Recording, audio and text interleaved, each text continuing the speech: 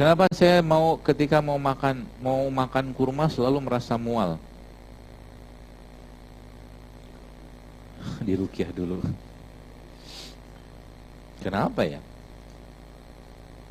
Ya emang ada sih kayak madu ya. Madu tuh ada orang yang katanya nggak cocok minum madu. Ya, nggak cocok. Ya tapi secara umum ya, orang secara umum biasanya nggak ada masalah dengan makanan-makanan yang ada disebut dalam hadis. Kalau mau nyoba ya pelan-pelan aja, atau mungkin bisa dimulai dengan cara apa? Dengan makan garam dulu. Garam. Ya garam misalkan kita ambil sedikit, comot di lidah, ya kemudian baru makan. Itu juga bisa. Metodenya ya. Saya jomblo. Sudah saatnya untuk menikah. Karena dulu pernah terjerumus ke dalam kefasikan. Semoga Allah beri petunjuk.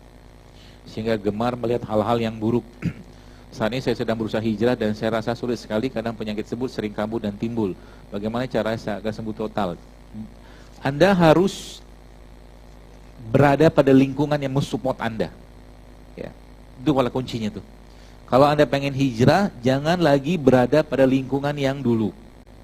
Ya, cari teman yang lebih suka ke pengajian, lebih suka makanan sehat, minuman sehat gitu loh. Cari orang itu. Dan nanti akan ketemu, tenang aja. Ya.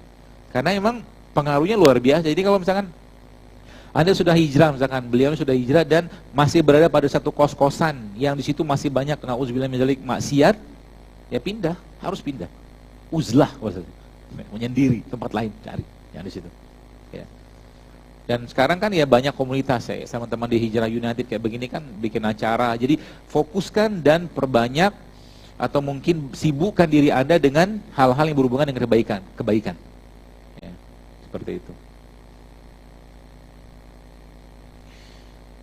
Kalau tidak salah dulu saya pernah berkata agar menghindari nasi, tepung, minyak, gula pasir. Apakah makanan dianjurkan untuk menghindari makanan tersebut? Nggak ada makanan sih gini, maksudnya gini. Kenapa nasi itu saya sarankan untuk dihindari? Karena dia gulanya sederhana gitu loh. Nah, nasi itu beras, Bapak sekalian. Beras itu sebenarnya kan aslinya dia ada pembungkusnya. Nah, pembungkus itu dibuang, sama kayak gula pasir, gitu. Maka sebenarnya kalau nasi itu, kalau Anda diberikan satu piring nasi, sama katakanlah satu mangkok kecil bekatul atau sekam, kalau saya lebih milih makan bekatulnya. Lebih sehat bekatulnya, lebih banyak seratnya, gizinya, daripada nasinya. Nasinya cuma gula aja isinya. Ya, seperti itu.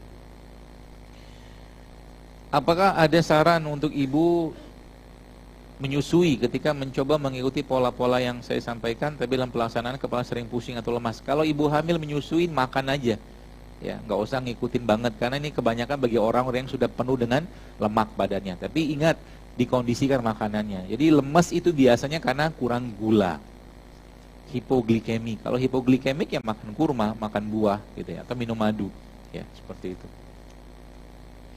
Apakah pengaruhnya untuk tubuh jika sering minum susu fermentasi? Susu fermentasi dari kambing, bagus, ya, nggak apa-apa. Kalau sering itu apa? Ya, kalau saya sih, kalau tipikal saya tidak melulu memakan sesuatu itu dengan jenis yang sama. Jadi kalau hari ini makan jahe, besok kunyit, besok kencur, ganti-ganti aja tiap hari. Kalau saya, ya, karena kita butuh semua dalam jumlah yang tidak berlebihan, insya Allah aman. Ya, tambah lagi dengan puasa dengan seperti itu. Mengkonsumsi sayur daun kelor tiap hari apa boleh? Kalau Anda tidak ada hipertensi atau hipotensi ya boleh. Karena kelor itu bisa cepat nurunin tensi. Ya, tapi kelor itu salah satu sayur yang paling tinggi asam aminonya. Jadi kelor itu kalau Bapak Ibu baca penelitiannya itu Masya Allah, asam aminonya tinggi banget. Dia punya minyak atau lemaknya sama kayak lemak yang ada pada minyak zaitun, kelor itu. Masya Allah. Jadi Allah tidak ciptakan zaitun, tapi Allah ciptakan kelor di Indonesia. Dia punya satu bahan mineral di situ namanya selenium.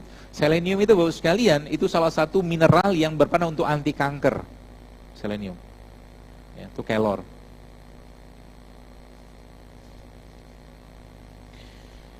Sebelumnya saya sudah menjalani operasi laparoskopi karena ada endometriosis dan miom di rahim. Qadarullah keduanya sekarang muncul lagi setelah 1 tahun operasi dan kami belum memiliki momongan. mohon arahannya terkait ramuan apa. Itu tadi bisa tadi. Yang tadi kunyit, serai sama jeruk nipis itu bisa. Tambah dengan puasa, ya. Itu insya Allah kan sangat membantu.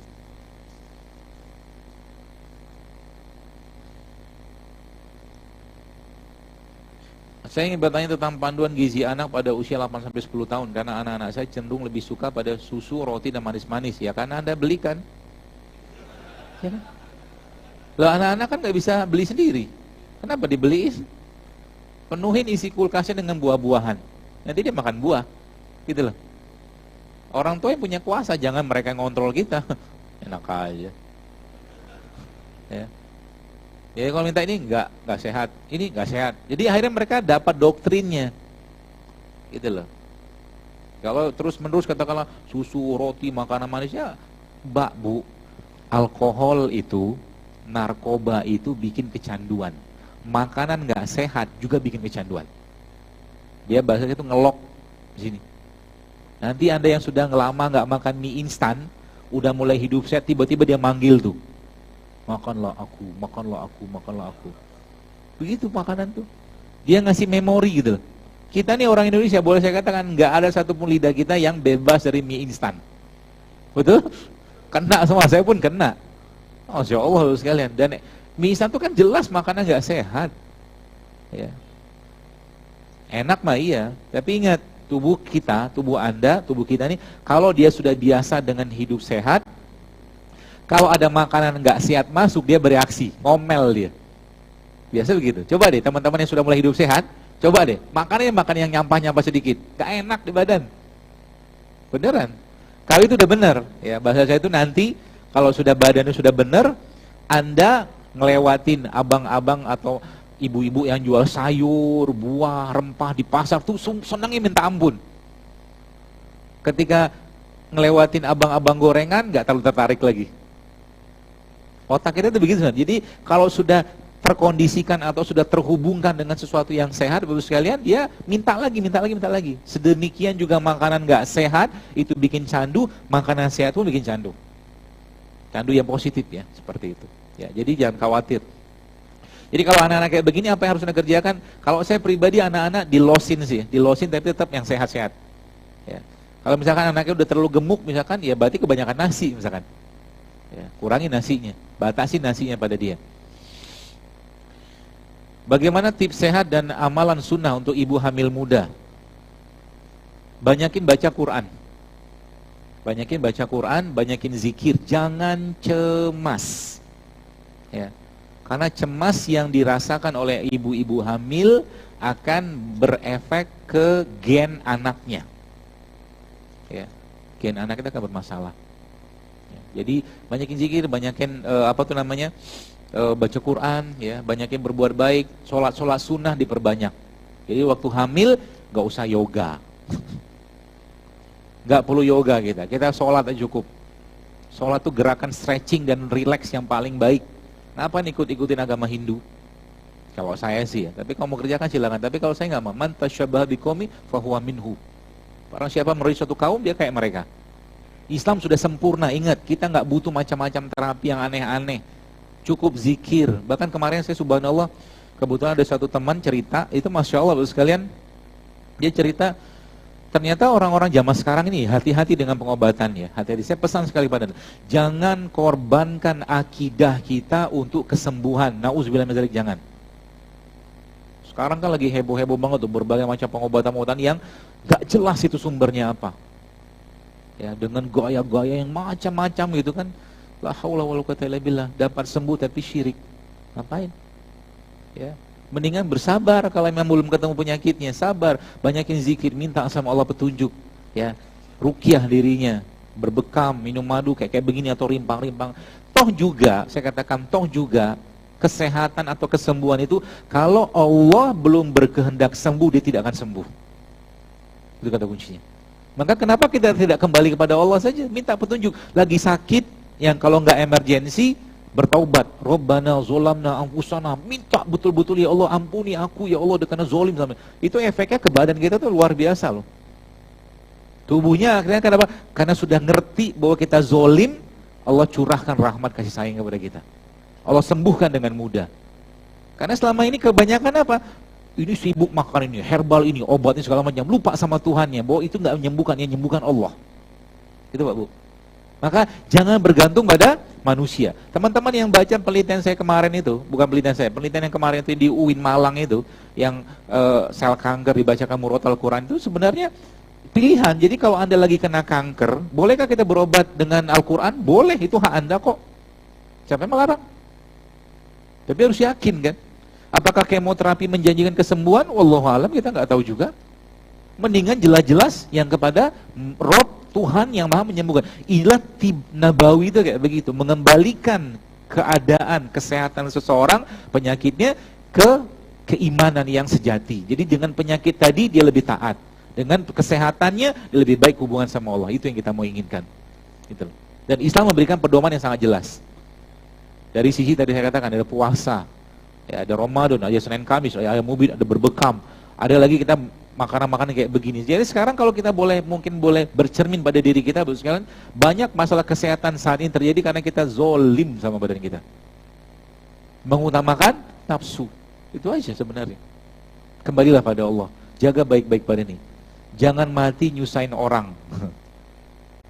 Penyakit seperti darah tinggi, kencing manis, stroke, jantung, itu kan penyakit karena gaya hidup. Betul loh. Di zaman Nabi nggak ada. Apakah mereka tidak bisa kayak begitu? Pasti bisa, karena zaman dulu kalau mereka mau beli makanan, kaya yo, kaum muslimin satu kaya raya sebenarnya. Mereka bisa, cuma mereka akhirnya memilih untuk sederhana. Maka di zaman dulu lebih banyak penyakit-penyakit berhubungan dengan wabah. Ya. Gak banyak orang-orang sakit karena penyakit-penyakit berlebihan dalam urusan makanan. Karena mereka tahu kalau makannya berlebihan pasti imannya lemah. Iman seseorang bisa lemah kalau makannya berlebihan, seperti itu. Ya, maka jaga makan baik-baik. Kembalilah ke apa yang Allah ciptakan negeri ini. Kalau Bapak Ibu punya lahan, punya tanah di sini, bisa tanam. Sekarang nyuruh petani nyetop pestisida nggak bisa. Mereka maunya orang repeat order aja. Mereka nggak peduli. Ya, kondisinya dengan orang kena kanker, orang mandul gara-gara logam berat yang ada pada pestisida. Mereka nggak peduli. Mau ngomong apa lagi kita? Caranya gimana? Kalau Anda punya lahan, tanam sendiri di rumah. Ternak sendiri, sayur sendiri, lebih sehat. Seperti itu. Ya. Dan itu jauh lebih baik. Jadi mau makan, ambil sayur, masak. Masak ikan, ambil di tongnya, misalkan gentongnya, atau di kolam kecil empang itu ambil, makan. Itu jauh lebih sehat daripada ikan yang frozen, gitu. Dan itu sebenarnya kayaknya hal kecil, tapi itu bisa mengubah nasib satu bangsa. Bapak Ibu sekalian, kalau saat di luar itu kan banyak, saya lihat ada banyak bazar-bazar itu kan, diatur sama teman-teman sini. Anda bayangkan kalau seandainya masjid, masjid di mana aja, itu menjadi pusat penyehatan umat. Jadi habis kajian makan sehat, habis kajian makan sehat. Masya Allah, obrolan yang sehat-sehat semua. Nggak ada obrolan yang nggak penting. Hatinya sehat, iman sehat, kolbunya sehat, raganya sehat, gitu loh. Dan negara lama-lama kan sehat juga pada akhirnya, ya, seperti itu. Baik, saya kira mungkin cukup karena ada kajian lagi saya di Malang, ya. Jadi saya mohon maaf, mungkin harus kita stop dulu. Sudah 2 jam kita bersama di sini, semoga menjadi kebaikan, keberkahan, ampunan dari Allah Subhanahu wa taala. Semoga dengan apa yang kita lakukan ini, Bapak sekalian, kita sedikit banyak bisa berkontribusi untuk penyehatan umat Islam khususnya, dan juga rakyat Indonesia atau bangsa Indonesia secara umum, ya, dengan kita kembali kepada apa-apa yang Allah ciptakan di sini, dan kembali kepada apa-apa yang Allah perintahkan dan Nabi atau baginda Nabi SAW contohkan, ya. Petunjuk yang terbaik ada pada Al-Quran, maka ikutilah itu. Petunjuk yang terbaik yang kedua ada pada sunnah-sunnah Nabi SAW, maka ikutilah itu dengan baik-baik. Lakukan itu karena ketaatan, karena kecintaan kita kepada Allah. Jaga badannya baik-baik, ya. Kita pengennya nanti meninggalnya bukan karena penyakit-penyakit yang karena kezoliman kita, jangan. Tapi kita meninggal karena memang saatnya meninggal dalam kondisi kita mengembalikan tubuh ini kepada Allah dalam keadaan yang baik, bukan dengan penuh penyakit. Allah menciptakan kita, ya, menghidupkan kita dalam keadaan tubuh yang sempurna, yang baik. Maka kita niatkan untuk mengembalikan ini juga dalam keadaan yang baik, bukan penuh dengan penyakit-penyakit yang itu bisa dicegah dengan cara mengubah isi piring kita. Ya, tahan nafsunya, nggak sehat jangan makan. Kalau nggak sehat jangan makan, Bapak sekalian. Lawan, dia harus lawan. Hidup saya itu seperti orang bangun tahajud, ya. Hidup saya itu seperti orang bangun tahajud. Kalau nggak dipaksain sampai mati juga nggak bakal bisa. Ya, tahajud juga sama. Tahajud itu boleh saya katakan salah satu terapi kesehatan yang paling baik, ya, bagi umat Islam. Ya, sayang kalau tidak dimanfaatkan. Ya, bangun malam, paksain ibadah. Karena semua ibadah yang kita kerjakan pada akhirnya itu akan menyehatkan raga. Meskipun sebenarnya yang ditujukan bukan kesehatan raga, tapi bagaimana iman kita, kolbu kita, jiwa kita, pikiran kita, ruh kita bisa sehat dengan itu. Orang-orang dengan frekuensi yang sama akan bertemu dengan orang-orang yang frekuensi yang sama. Ciptakan komunitas-komunitas hidup sehat. Sehat kolbu, sehat raga. Ya. Sama teman-teman yang sudah mulai tidak hidup sehat atau masih nggak mau hidup sehat, kalau boleh saya katakan jangan banyak-banyak gaul, karena lama-lama kita akan terpengaruh juga. Ya. Kumpul dengan orang-orang yang sudah sepaham, sevisi. Ciptakan baik. Siapa tahu bahwasanya dengan apa yang kita sampaikan, apa yang kita lakukan, apa yang kita contohkan ini, subhanallah dengan kuasa Allah. Kadang-kadang cuma nyontoin orang makan serai. Akhirnya autoimunnya sembuh dengan izin Allah. Karena keikhlasan kita, pahala kita. Orang yang gara-gara misalkan kita sampaikan kunyit itu bermanfaat untuk kesehatan, tiba-tiba yang selama ini misalkan dia sholatnya duduk, ya, dia makan kunyit, dia makan jahe, akhirnya bisa sholat berdiri, Anda dapat pahala. Gitu ya. Jadi kalau bahasa saya itu masuk surga jangan sendirian. Sudah ngerti ilmunya, sampaikan, selamatkan keluarga kita dulu, ya, dengan makanan sehat, minuman sehat, kembali ke apa-apa yang mau ciptakan. Gak usah heboh-hebohan, gak usah katakanlah kita apa namanya kayak kalau nggak kayak makan fast food gitu kan, kalau nggak penting nggak usah makan lah, ngapain juga. Ya, makanan orang kita ya kita kayak gini aja lah. Ya, seperti itu. Kalau cuma sekedar icip-icip ya silakan aja, nggak masalah. Tapi itu bukan makanan kita itu apa? Ya kalau mungkin ada di sini di daerah Jawa Timur ya rawon gitu kan. Ya, rawonnya jangan pakai nasi. Pakainya kentang aja. Lontong sama aja. Boleh pakai nasi, cuma jangan banyak-banyak. Atau kalau nggak bikin apa tuh namanya rawon sehat. Rawon tuh isinya ada minyak nggak sih? Minyaknya diganti minyak kelapa, jangan minyak goreng. Bisa. Bisa kok. Yang saya sekarang agak pusing mikirin tuh bagaimana bikin restoran Padang yang sehat. Ini tanggal 10 saya mau ngisi di Padang. Ya, karena orang Padang makan nasi Padang dari zaman dulu, nggak salah. Makan nasi Padang tuh sehat nggak? Harus saya katakan nggak sehat. Tapi masalahnya apa? Kebiasaan yang beda. Orang Padang habis makan nasi Padang, betani, beladang, becangkul, ya kan? Kalorinya kebakar. Kita tidur, jalan, bahkan semua dipesan via handphone. Akhirnya Pak, numpuk kan kalorinya kan? Lemak numpuk, gula numpuk, semua numpuk habis sekalian. Sayang, ya. Makanan terbaik untuk suatu penduduk, suatu negeri adalah apa yang Allah ciptakan di sana. Itu aja. Ya, orang Jawa ada pecel, udah makan pecel aja lah. Gitu lah. Makan karedok, kalau mungkin Jawa Barat gitu kan, seperti itu. Gak usah heboh-hebohan. Ya, pengen makan pizza, sekali-sekali silakan aja kalau mau, tapi coba create pizza yang sehat, bisa diciptakan. Sekarang beberapa, jadi dari apa yang saya sampaikan ini, sekarang itu ternyata subhanallah sudah mulai bergerak industri-industri rumah tangga yang sehat.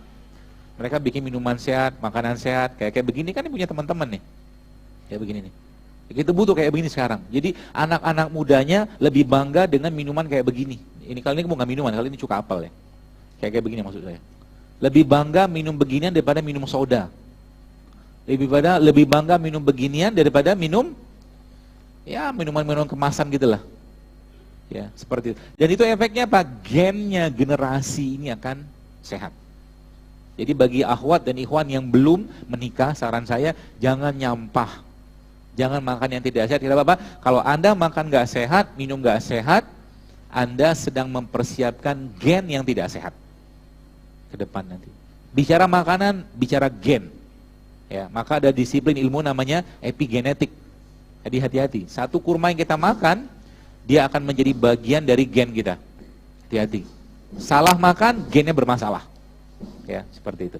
Baik, saya kira mungkin cukup. Mudah-mudahan bermanfaat. Sekali lagi mohon maaf kalau ada yang salah dapat sampaikan. Semoga Allah berkahi majelis kita ini, dan semoga Bapak Ibu sekalian di sini yang sudah sehat, semoga Allah semakin sehatkan, dan semoga dengan kesehatannya Allah semakin berikan ketaatan kepadanya, dan yang sakit semoga Allah sembuhkan dari penyakitnya, dan Allah sadarkan dirinya atas kezoliman, atas apa-apa yang dia sudah konsumsi dalam hidupnya.